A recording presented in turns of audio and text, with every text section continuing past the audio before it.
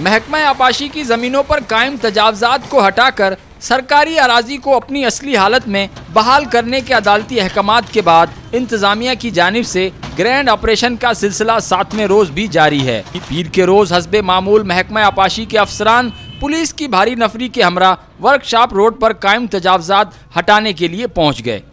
Heavy machinery के साथ दुकानों को बुलडोज कर दिया। गुज़िश्ता रोज सील किए जाने वाले हीरा मेडिकल सेंटर की सीढ़ियों को तोड़कर अस्पताल गिराने के लिए तोड़ फोड़ की शुरुआत कर दी। इत्तलात के मुताबिक हीरा मेडिकल सेंटर की इंतजामिया ऑपरेशन रुकवाने के लिए अदालत पहुंच गई है।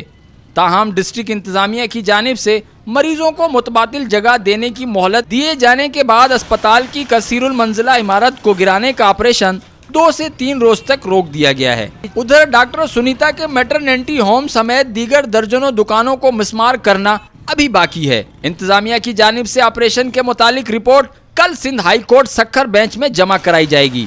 जी मिरर टीवी, पाकिस्तान।